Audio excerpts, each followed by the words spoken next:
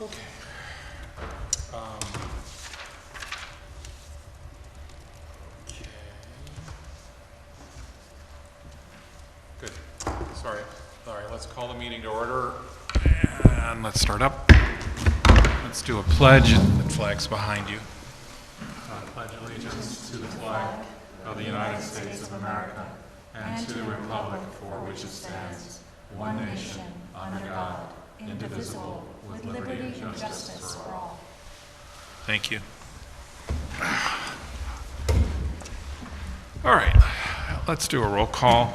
I see the city attorney. I see Molly, Jeff, Amber, Leah's here, Pam, and George.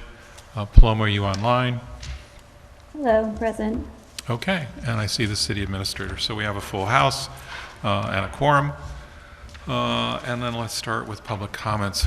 So there are two public hearings tonight. So for those who wish to make a public comment on anything other than those two topics, and those two public hearings we're going to have after public comment are both concerning zoning, one about accessory apartments and the other about self-storage facilities. And so other than that, if you'd like to make a comment, please come up. Those who've signed up, first one is Teresa Kraft. Mayor, we're going to adjourn that first one. Yeah, so I think people can comment, therefore, on ADUs if they would like to. Oh, okay. So the ADU one, You're not going to have a public hearing on that? Because I No. would comment with that one too. Yeah, we're going to adjourn it, so if you want to make a comment on that, it'll be moved to June 2nd. got it. Go right ahead. Thank you. Good evening, Teresa Kraft, Beacon, New York. This is a difficult situation, and it saddens me and many other residents of Beacon that tonight's agenda includes a vote on selling the Mace Hook and Ladder. This building is a vital historic public asset in our city that must be preserved, recognized, and maintained. A yes vote tonight could label you as a traitor, a crook, a pawn in a larger game. Choose wisely. Many of you have already decided not to run again because of the pressure you're facing and some other reasons. Don't let this decision be the one that haunts you on your way out. The low sale price of this property undervalues its true worth and serves to cover hidden expenses from another project. It's like pawning your grandfather's gold watch to pay a bill. The bills keep piling up, and once the watch is gone, you lose a cherished family heirloom, leaving you heartbroken by the poor decision every day. We must not rush into a situation that could permanently scar and haunt this city. Let's avoid making a deal with the devil. This is one of the last remaining publicly owned buildings in the area. Why doesn't the tax-paying public have a say in its future? The sale of this invaluable building must be stopped and put to a public referendum immediately.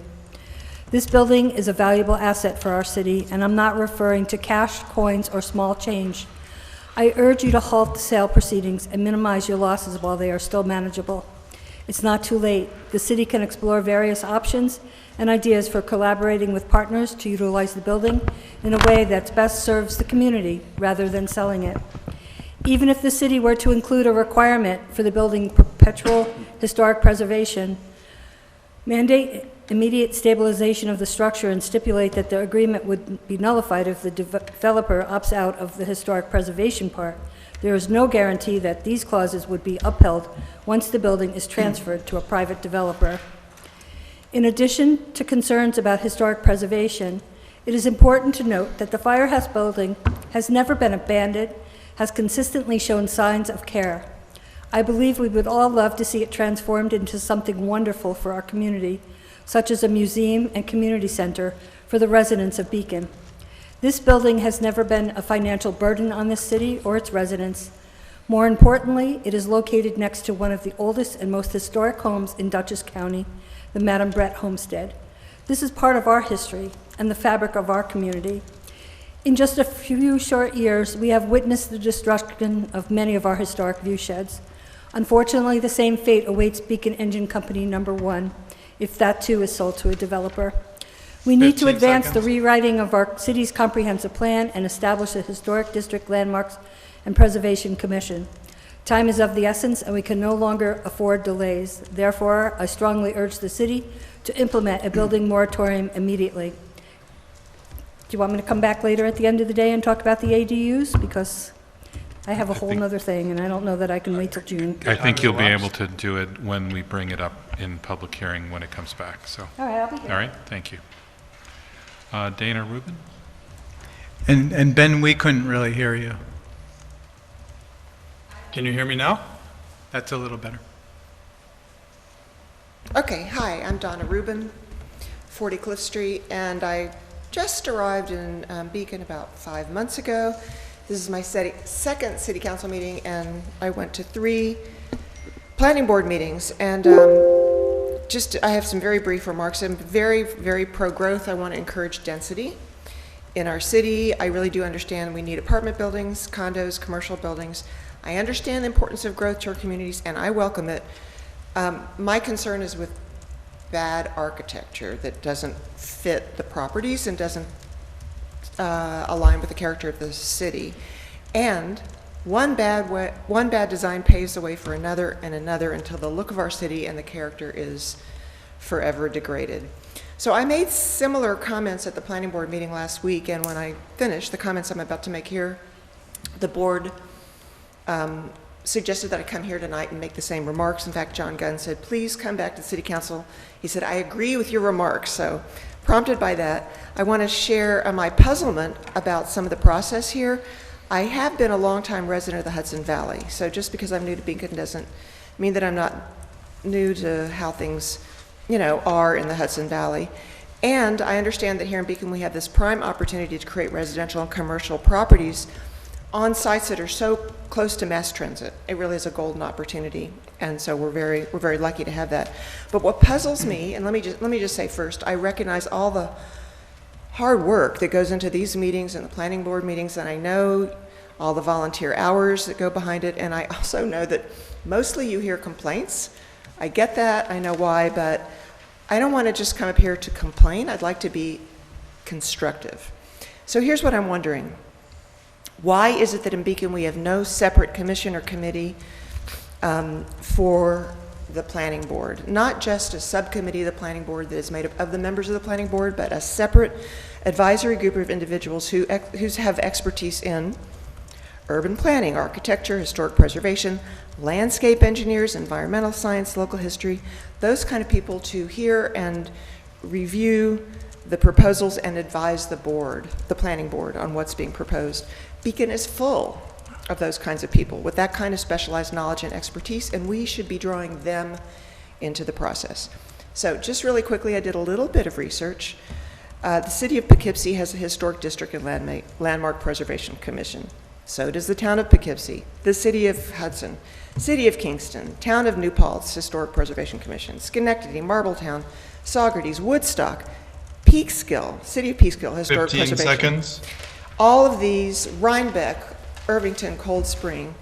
So all of these communities recognize the advantage of having such a body. They see the need to welcome and encourage growth, and at the same time to safeguard the historic and cultural heritage. And we in Beacon should be doing the same thing. We should be, last comments, we should be thinking about Your how time to has elapsed. restructure our process to bring in more expertise to support what you all do. Thank you very much. So, I'm advocating that you meet with the planning board to discuss the creation of such an independent group. Thank you. Scott Lehrman?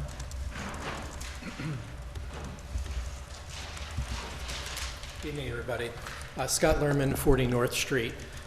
Right now, there are development proposals before the planning board that will shape the gateways into the city and directly impact our historic buildings and HDLOs.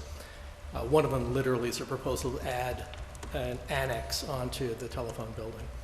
In my view, they're mediocre designs that will negatively impact Beacon. But before they and others are built, I think we, meaning you, I suppose, the City Council, need to sharpen our design guidelines and put more teeth in the design review and approval process. And you've already heard from 2 other of our residents this evening about possible ways to do that. Last week I asked the planning board and now ask you to meet and discuss the state of architecture design review in Beacon. It's a tough subject because there are subjective elements to it. But again, the architectural, the planning board and its review committee seemed very open to the notion that there were things that could be improved and that it is worthy to have this discussion. They did say to Donna that we should say this to you. We should take stock, you can take stock of what is working and what's not. To think through the laws and processes that should be put into place to improve the design of what's built. Please do so, and soon. If not, our failure to do so is going to really be set in concrete in the city. Thank you. Thank you. Anyone else in the physical public? Come on up.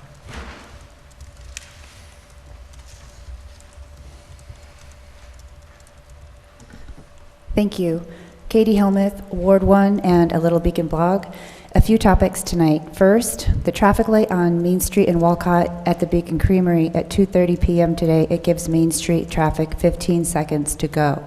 I have also heard that the no turn on right sign was deemed okay to be removed by the traffic committee. Can you double check that?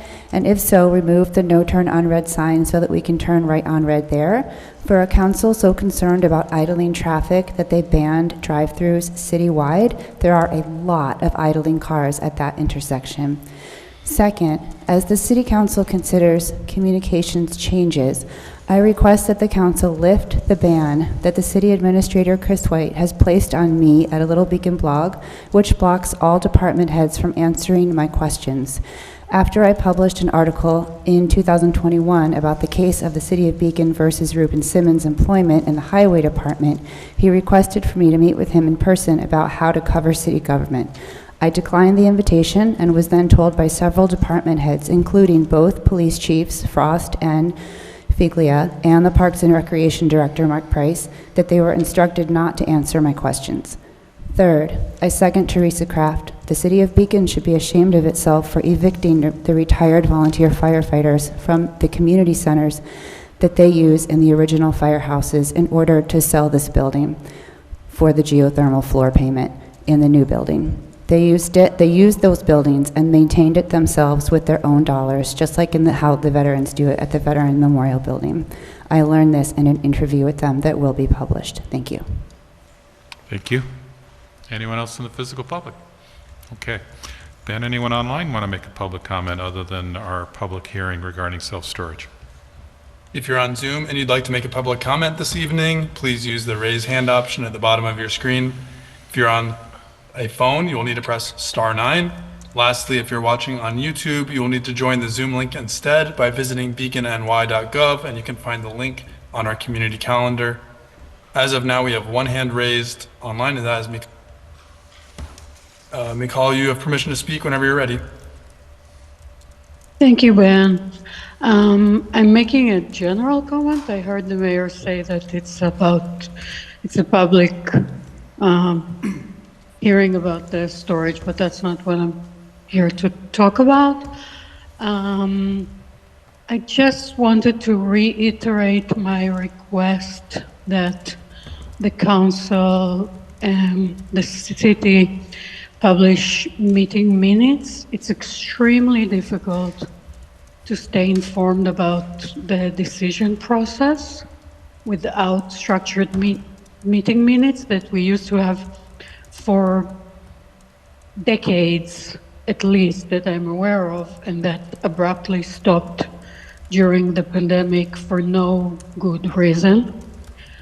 One example is that with this sale of the firehouse, before speaking tonight, I would have liked to research all the previous discussions about this topic, but it's impossible because A, there aren't any meeting minutes, and B, the vendor that publishes the agendas has constantly issues that Ben is very gracious to work on with them, but basically basic search on the website that I asked about 2 years ago is not working.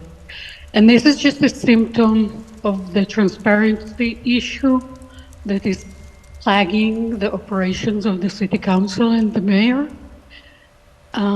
I was very surprised to see the sale of the firehouse just announced today without any details and without any public input.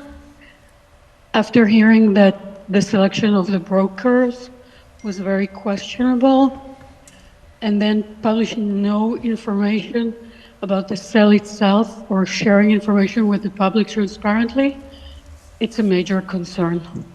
Thank you. Thank you very much. I believe that's all we've got for public comment. So let's move on to public hearing. So the first one is zoning law concerning accessory apartment requirements. And I will entertain a motion to adjourn that hearing to June 2nd. Motion to adjourn the hearing to June 2nd. Second. So that was Molly and Pam. And then, Nick, would you just talk to us as to why we're adjourning this?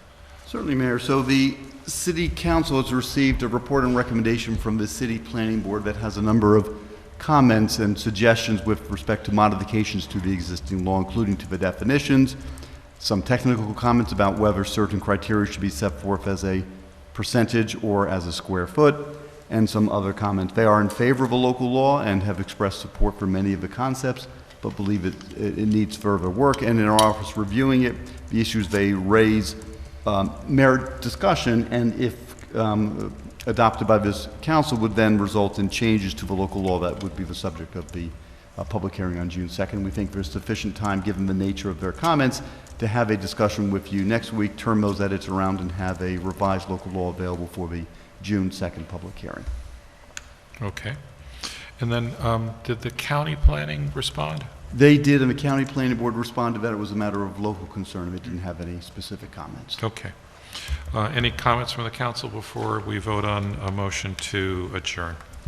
Yeah, just for the public, kind of connected to what Mikal said, that if you are able to go to the most recent May 13th meeting online, you can actually listen to the first half hour, and they talk about this topic in depth if you're curious to hear them discuss it in addition to the memo that's now in our packet. Okay, thank you. Hearing no other discussion, so all in favor of a motion to adjourn the public hearing concerning accessory dwelling units to June 2nd, say aye. Aye. Aye. Paloma? Aye. Very good. And hearing no opposed, that carries. So the next one is a public hearing also on zoning. This is concerning self-storage facilities. Nick, I will open the public hearing by first asking you to tell us about it. Thank you, Mayor. So in February, the City Council adopted a local law to provide zoning text amendments to regulations regarding self-storage facilities and drive-through. At your May 5th meeting, you broke those into two separate local laws. You've adopted the local law with respect to drive-throughs, and this is a continuation of a public hearing on the self-storage regulations for uses in certain zoning districts. This local law has been reviewed by the City and County Planning Board. Planning Board addressed it at two of its meetings. The Planning Board did not offer any comments other than they were in support of it. The County Planning Board offered comments with some textual amendments suggesting rewording, nothing substantive, and that our office will look at, but it doesn't change the intent of the local law or any of the substantive provisions. The law itself continues to recognize that self-storage and warehouse storage facilities are currently permitted in the general business, the light industrial, and the heavy industrial zoning districts. The proposed local law would provide that they're still permitted in those districts, except that uses with frontage on certain streets, Main Street, Fishkill Avenue, Beekman Street, Herbert Street, and Tyranda Avenue, would only be allowed by a special permit issued by the city's planning board. And the criteria for that special permit applies that the self-storage facility should not be located along the street-facing property line, along those aforementioned streets, and that the self-storage facilities and warehouse storage shall be located behind the active ground floor permitted uses, below grade, or in a separate secondary structure that is set back a minimum of 10 feet from the primary street-facing structure, and otherwise meet the general requirements of a special use permit set forth in the zoning code. All right. So that opens, let's open the public hearing. And if anyone would like to speak on this topic of self-storage facilities, zoning changes, this is the opportunity to do so. Teresa Kraft is on this list. Yeah. I just want to make sure that wherever these are located, that anything that is stored at these storage units is stored internally, that we're not looking at homes, buses, boats outside, and that there's no living arrangements in any of these storage facilities, which we're seeing throughout the Hudson Valley. Thank you. Anyone else in the physical public want to make a comment on this hearing regarding self-storage facilities? Okay, Ben, anyone online? No hands raised on Zoom. All right, well then I will entertain a motion from the council to close the public hearing regarding self-storage. Motion. Second. So that was Molly and Amber. Any discussion? One thing, it looks like in our packet that the use table to go with this law might actually be the accessory dwelling use table, because it doesn't have the changes that sometimes self-storage is P and sometimes it's SP. So it might have just been in the, getting both of them together, they might have just been. Maybe, but we have, as you noted, provided that previously, so there's no change to the law, it's just a Yeah, it's just for the clerical error, and we'll packet, correct yeah. it, yes. Yeah. Thank you. Okay, so all in favor of closing the public hearing regarding self-storage, say aye. Aye. Paloma? Aye. Oh, okay, and then it carries. Okay, let's do reports. Let's start, how about Paloma? Can you want to start up in the ether, and then we'll come to Molly and over to George. Sure, mine is super quick. I'm just going to remind folks that we are 1 month away from Beacon's 3rd annual Juneteenth Riverfront Festival at Pete and Toshi Seeger Park. That will be in 1 month on Thursday, June 19th from 11 a.m. to 5 p.m. And I hope folks come out. If anybody would like to volunteer to support the event, they can email beaconjuneteenth, all spelled out, .info@gmail.com. Thank you. Great. Molly? Thank you, Paloma. A quick shout out to our Beacon Volunteer Ambulance Corps and their organization of the EMS Community Safety and Education Day held at the Elks Lodge this past Saturday. It was a great event. I finally got the Narcan training that I probably should have gotten a long time ago, but there are lots of different agencies coming out talking to whoever wanted to show up about the issues, kind of about community safety and law enforcement in our area. And I also appreciate some of us on council, George and Amber and myself, along with Lee and Chris, got to celebrate some of the work being done at South Avenue Park. I'm actually going to ask you, Chris or Lee, to talk in detail about what the public can expect, because there might be some parts of the park that aren't currently accessible, but there's kind of exciting news, and we're hoping that that will actually be ready by early July to be enjoyed by all of you. And then shortly later on this summer, even a bathroom and a water station there at South Avenue Park, which is just great to see that work moving forward. Speaking of events, we also have a Beacon Memorial Day event coming up. I believe it's 11 a.m. this coming Monday at the VFW Hall. Sometimes it's outside, sometimes it's inside. It usually depends on the weather, but the public is welcome to come by. It would be great to see whoever can make it to support our veterans and those who have served our country. And I'll pass it to you, Jeff. Thanks, Molly. A few things. 2 weeks ago, I promised to share follow-ups on our discussion about communication strategies for the city. Just an update that I sent a very sizable email to my fellow council folks here. They're parsing through it. There's a couple of highlights I would really recommend prioritizing. One of them was my suggestion in there that I'd shared previously with a number of council members about putting something on our agenda to discuss future agenda items, so that there's more awareness, more preparation, and more understanding by the public about what we're working on, what we're considering working on, which I think could be constructive and can be done in a time and topic-bound way.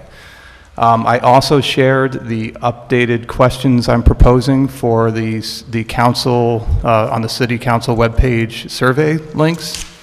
The questions I'm proposing are really focused on, there's a set of basic demographics. Some are kept about giving people the opportunity to identify what they think are the biggest issues, what they think are the solutions to those issues.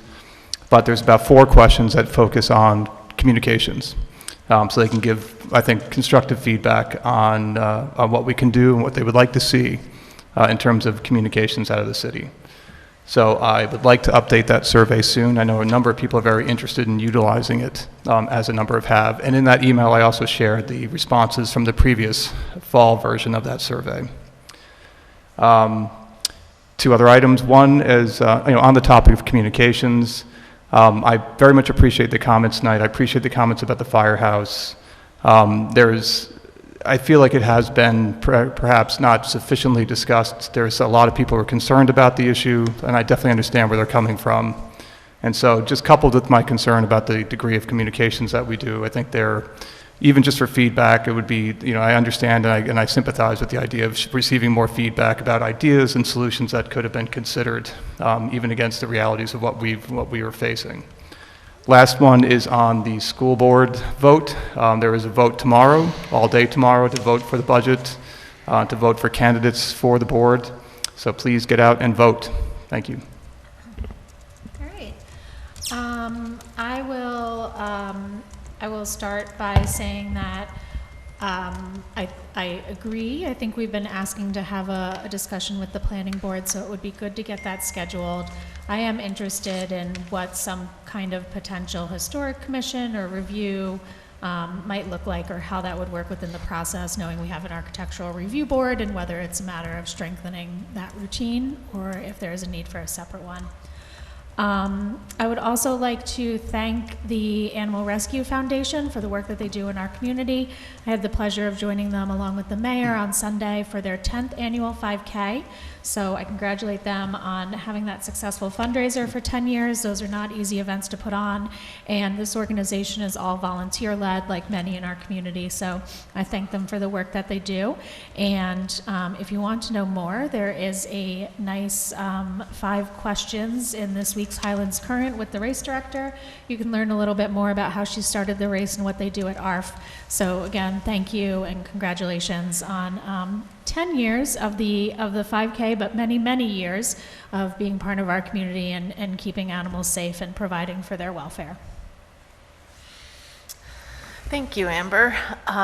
Some of the things that I was going to say have been said.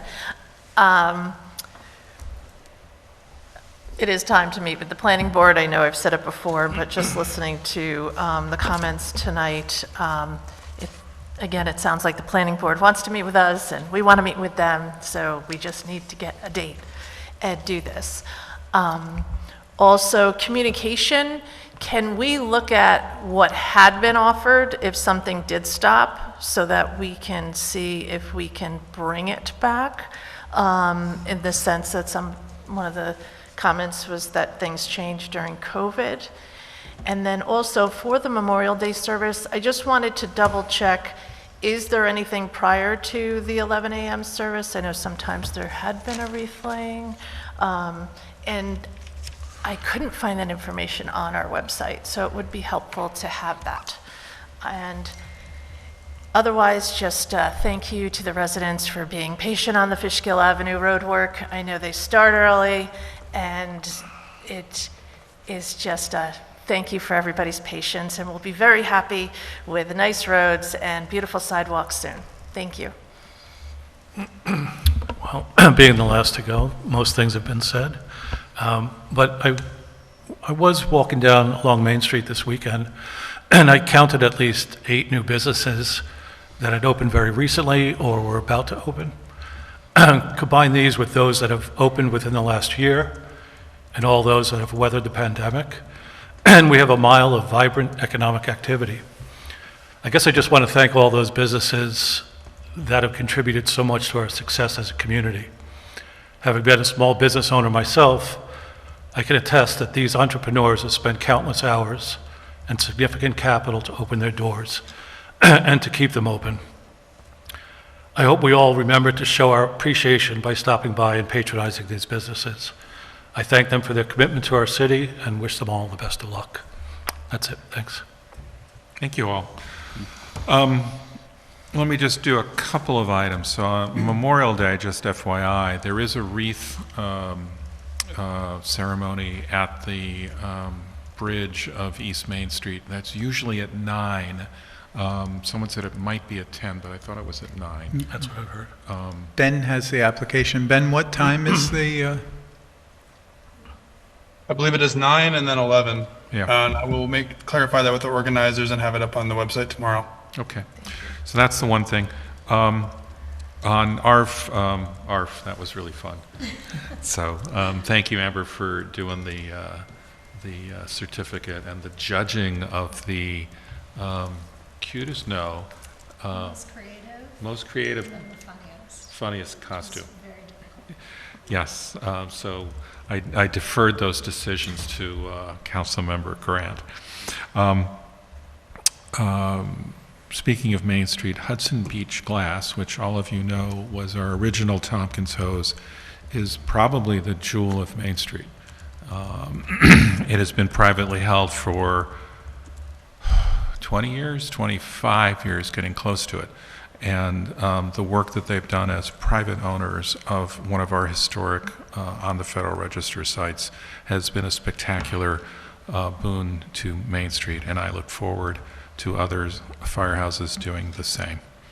On the Planning Board, ZBA, and City Council meeting, we've already asked for that. It will probably schedule after the summer, and it will be on a Tuesday, one of the first Tuesdays of the month, because the Planning Board has a slot for a training session from 7 to 7:30, so we're likely to use one of those. We will invite the ZBA, but the important ones will be us and the Planning Board. We're pretty sure the Planning Board will be there, so it'll just be a matter of us, right? So it's likely to be September.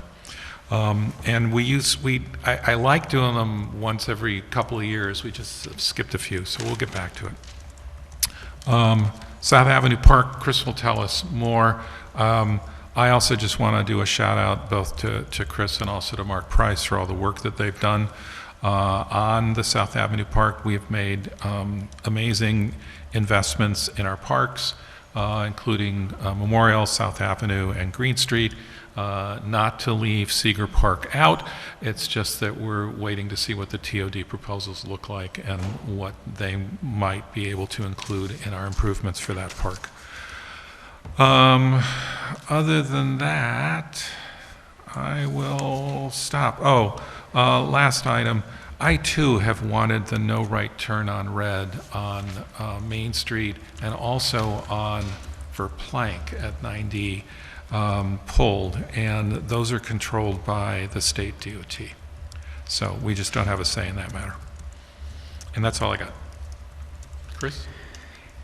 So as requested, I'll give a little update on South Avenue Park. We had a great groundbreaking on Friday, but we had already started the project. Thank you to George, Amber, Lee, and Molly for coming. And we also were joined by Jonathan Jacobson, our assembly member, who generously got $150,000 in funding towards the project. We will be done with the site work that's going on right now, the excavation, the new retaining walls by the end of next week. Then we will be rolling into the replacement of both the tennis court and the basketball court surfaces. We will be redoing all of the fencing, so a lot of the poles will be recoated, a few of them will be fixed, and then new wire mesh will be hung.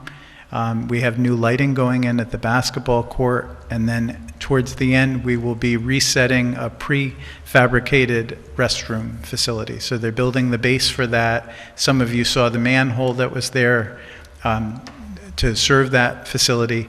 We're hoping all of this will be done by the 4th of July so that hoops can operate at the basketball court. If anything lags, it will be the restroom installation, but that won't hold up the use of that facility. I also do want to let people know that we're going to begin our annual hydrant flushing on June 2nd. We have a meeting, but we'll be starting that day. We'll be posting online the 4 quadrants of the city. Will be doing one a week, and that flushing is a yearly maintenance that we do to get rid of sediment in the system, to test our hydrants themselves, and to clear out water in the back areas of that system. So we'll be doing that all through June and starting on June 2nd. Thanks. Okay. Let's do, we've got 4 items that are local laws and resolutions. The first one is just setting a public hearing, and that one is setting a hearing for a drought emergency plan. Can I get a motion and a second to set the public hearing for June 2nd? June 2nd, yes. Motion. Second. Amber and Molly. Nick, will you tell us about it? I will, Mayor. So this local law doesn't make any substantive changes to the city's drought emergency local law, but rather some administrative ones to streamline the process for the declaring of a drought. And in essence, also does a little bit of cleanup on some of the language and the wording. At workshop, the council requested some edits. Those edits were made, and I apologize we didn't get them to you earlier, but they are in the packet. They're highlighted in yellow on page 2, and I believe reflect what the council wished, and you can always make further edits. In essence, this is granting the authority to declare a drought emergency to the mayor as opposed to the city council adopting a resolution as is currently drafted in the zoning, in the local law. And that's done for sakes of efficiency and streamlining it. The local law does provide there would be notice to the council when that is done. And additionally, the mayor makes such declaration based upon the advice of the superintendent of water when the reservoirs reach certain specified levels as set forth in the existing law, and that's not changing. All right. Any discussion? All right, so all in favor of setting the public hearing? Oh, sorry, go ahead, Paloma. That's okay. This is not an urgent question that I need an answer to before voting, but I was curious about how those percentages of 60%, 40%, et cetera, were come to, whether that was a state regulation or something we had decided internally. I would still love an answer to that question at some point, but I'm prepared to vote on this. Yep, I don't have it, but we'll speak to Mr. Balicki and get you an answer. Thank you. Okay. I'm good. All right, so any further discussion? Hearing none, so all in favor of setting the public hearing for this drought emergency plan to June 2nd, say aye. Aye. Aye. Paloma? Aye. All right, thank you. The second one is also to set a public hearing, and this is a changes to our loitering statute to update it for some items Nick will tell us about. So can I get a motion and second to set a public hearing for June 2nd? Motion. Second. So that's also Molly and Amber. And Nick, tell us what's changing. Certainly, Mayor. So this is another cleanup item to make the city's law consistent with state law, which a few years ago decriminalized marijuana possession and cannabis use. And the city's current loitering law says that if one is using marijuana, then they are deemed to be loitering. And so this would remove that from your law. Marijuana or cannabis use is permitted except where prohibited, so it can't be used in the city's parks, but it can be used in other public ways such as the road or the sidewalks, and that's permitted by New York State. So this makes the city's loitering law consistent with New York State law. Okay, any comments? All right, so all in favor of setting a public hearing to allow toking on our sidewalks for June 2nd, say aye. Aye. Aye. Any, Paloma? Aye. Thank you very much. Okay, so now we have amendments to the 2025 budget. There are 4 sets of them. I can do a motion on them all? You can, yes. All right, so can I get a motion to approve the amendments to the 2025 budget and a second? Motion. Second. So that's Pam and Molly. And Chris, will you take us through the items? Sure. The first item is to transfer $75,409 from our retirement contingency to severance retirement pay. That sum was to pay out someone who retired in January who had been with us for 29 years, and it's all of the sick time accruals, vacation, personal days.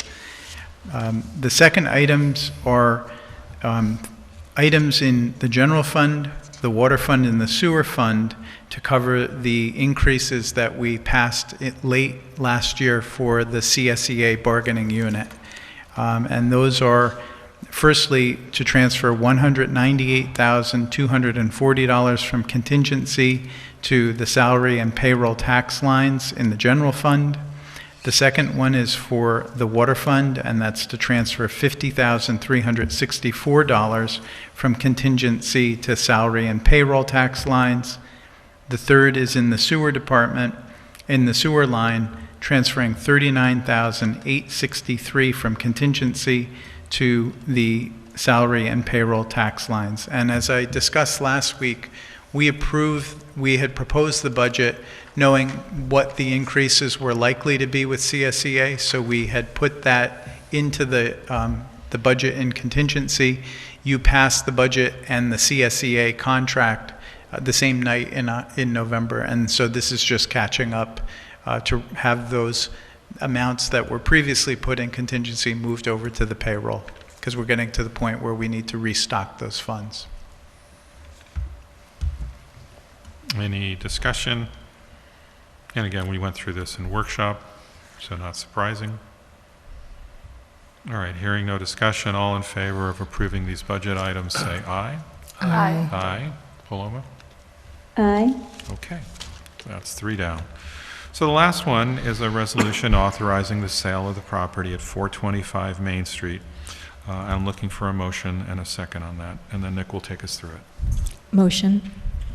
Second. So that's Molly and Amber. Nick, you want to provide us the details that we can be provided at this point in time? I will, Mayor. Thank you. So the resolution authorizes the sale of 425 Main Street. It also authorizes the city administrator to take actions that are necessary to implement that contract so that the property can be sold. The council is also adopting what's called a negative declaration under SECR. As this is an action by the city council, it requires you review the potential significant adverse environmental impacts. The agenda packet that you've reviewed contains a part 1, 2, and 3, which goes through those impacts. The negative declaration states there are no impacts because the property is remaining, you're just selling and transferring property. There's no physical alteration to the property itself. However, should the purchaser make changes as are expected, and they would require land use approvals from the planning board, and that would go through the SECR process. And this property is within the HDLO, so they'd have to comply with the HDL requirements, and any alterations to the exterior of the building would be subject to the planning board's review. So the resolution tonight authorizes the sale, authorizes the city administrator to take actions consistent with selling the property, and adopts a negative declaration. I want to also offer some more information based upon some comments from the public, and also just to provide more context for this contract. So what is in the packet today is consistent with what we've provided in other property sales that the city has undertaken. We don't provide the contract of sale, we don't provide those specifics, because you're authorizing the contract, but the contract hasn't been fully signed by the other party or by the city, so it's not a binding contract, and state law recognizes that similar to a private deal, you don't negotiate in public, especially on the financial terms, so it gives you the authority to keep those details within you until you conclude your negotiations and you have a contract signed by both parties, and then that information is public. So the resolution is similar to what the city has done in the past. Likewise, New York state law doesn't allow elected officials to put out questions to a public referendum unless it's authorized by state law. State law does recognize certain permissive referendums or mandatory referendums, like when you're issuing a bond, those are subject to a permissive referendum. If you're changing your city charter, some of them are mandatory, some of them are permissive. With the sale of a property or with the purchase of a snowplow, you're not allowed to go out to the public and to do a poll. That has to be your decision. It's a representative democracy. There's been cases, there's been opinions from attorney generals that you don't have the authority to send it to the public. You've been elected and you need to do your job. With respect to what is your job, as elected officials, you have a fiduciary duty, and that means you have an obligation to the taxpayer to get the most value for the property. If you don't, then you're in essence giving away a gift of public funds.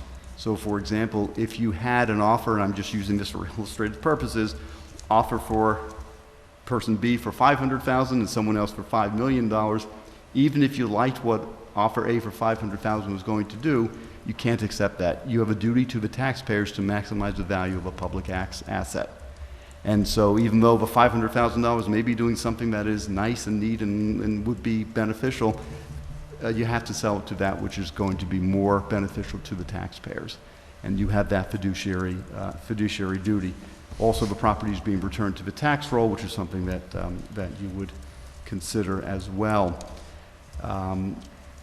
So with respect to tonight's vote, the council has been informed. There's been a public process. The property is being publicly listed. The council has discussed the award of the RFP several months ago, and even during the discussion of the firehouse, there have been discussions. And the property has been listed for sale with a coming soon announcement. It's been in the news, there's been no surprise. It's also then listed through open house with for real estate brokers. There has been a lot of interest, there have been multiple offers. The real estate broker has recommended to the council that the current offer, after going through several of the offers is the highest and best offer and is competitive and best reflective of what the city would achieve in terms of its fiduciary duty obligations. Additionally, the city had looked at whether the building could be repurposed, and it was found not to be a public use, and that resolution tonight recognizes that there's no future public use for this property, and the city would have to, as there's no future use, then dispose of that asset. And in terms of looking at proposed future use, the city consulted with its architect, who had designed the firehouse additions, and determined that the foundation of the building, it's 104 years old, it's strong, it's solid, but converting it from a firehouse to a different public use, a place of public assembly, one that now has to meet ADA requirements, because there are certain rules that when you're using a use and you're continuing that use, as long as you're not modifying it, those ADA rules aren't triggered. However, when you kick it over to a different use, whether it's a community center, whether it's a city hall, that triggers a whole set of rules which the city has to comply with. And a redeveloper will have to comply with the ADA, but the rules are different for public assembly versus an apartment building or versus some other commercial use or other use that the proposed purchaser would put it to. And after hearing that, the city determined that those costs and that use would not be in the city's interest when balancing everything. So that's how we arrived at the decision to list it for sale. You interviewed several brokers, or staff interviewed several brokers and made recommendations. Property was listed for sale in the open marketplace. Numerous inquiries were made, several offers were received, and the city council received a recommendation from our office, the city administrator, and the outside real estate broker to accept the offer that you're voting on tonight. And then one more thing, Nick, could you explain what HDLO stands for? Sure, the Historic District and Landmark Overlay Zoning District. So the city has designated certain properties to be within this zoning district, and it's to encourage the reuse and preservation of those properties. And so the city, like many municipalities, allows for additional uses that might not otherwise be permitted, so that those buildings can be adaptively reused. And it's the adaptive reuse that allows people to invest into those properties and get different uses out of them that would otherwise not be permitted. And so the HDL provides those additional uses, and also provides that if there are changes to the exterior of the building, that they will require approval, a certificate of appropriateness from a planning board that is issued by the planning board after they review the application. The applicant appears before at a public meeting, a public hearing is held, public has an opportunity to comment on those exterior changes. So if the building were to be demolished, if the building were to be windows changed, anything that changes the exterior of the building would require application to the building inspector and then a certificate of appropriateness. And then is that building also on the Federal Register, Historic Register of Places? I don't believe this Beacon one is. Engine is. 57 East Main Street Okay. is. Mhm. Thank you. And That's all I got. Nick, we will release all of the details once the contract is signed, That is correct, yes. So it's a publicly available document once fully executed. That explanation you gave is magnificent, very clear. Not the details of the contract, but what you shared is not the details, but it is pretty fantastic. I'm curious about how much of that, or how frequently that was communicated to the public in previous conversations, at our previous meetings, or individually to anyone's inquiries that they made. Not all together in one piece of information, but sporadically it has been discussed individually. I know the city administrator had offered comments with respect to the feasibility of reusing the building. In the past, but not with this discussion, we've mentioned the public referendum. But no, this is a time when they all have been compiled together, but in other meetings there have been some discussions. Yeah, it's a shame, because that is a really excellent explanation of our responsibility, the city's perspective on it. I think that could have been communicated earlier. It might have allayed a lot of concerns and expressions that we've heard from a number of folks. Okay, other comments? All right, so let's proceed to a vote. So all in favor of authorizing the sale of 425 Main Street, say aye. Aye. Paloma? Aye. One abstention. Oh, who's that? Okay. Then one abstention, so that carries 6-0 to an abstention. I hope no one's going to abstain on the next item, which is the approval of the May 5th minutes. I'm looking for a motion and a second. Motion. Okay. And I wasn't picking on anyone, I'm just having fun. You know I have fun with the minutes, so They're please, delightful. Please allow me. Can I abstain yet? Before we get to the vote, though, do we have any changes, additions, corrections, deletions? to the No May 5th changes minutes? in additions to this, but I'll say, I think Pam brought this up as well. I am curious what we used to do for the minutes, and just to find out more about that and maybe share with the public the change for it as I appreciate, if nothing else, it probably involved more staff effort. So I'm not saying I definitely want something else, but I think just understanding that as we've gotten some comments. But for these minutes themselves, they are lovely, and I have no additions or changes. Okay. So all in favor of approving the minutes of May 5th, say aye. Aye. Aye. Paloma? And any abstentions? Okay, hearing none, we're good. So this is the second opportunity for public comment. Anyone in the physical audience who did make a comment in the first one may certainly do so now. Seeing none who had not made a comment in the first one. Anyone in the ethereal audience? Ben? No hands raised on Zoom at this time. Okay. The next meeting will be a workshop. It'll be on Tuesday, the 27th, because Monday, the 26th is Memorial Day at 7, is that right? Yes, and city offices are closed next Monday, and then on Tuesday, we'll be bringing in our finance director, Susan Tucker, to present the capital program, which is due at the last meeting of May. And then I've let people know that I will be remote in that meeting, and I will be asking Pam to chair if she's around. I'm around. Okay, thank you. And then I will take a motion to adjourn.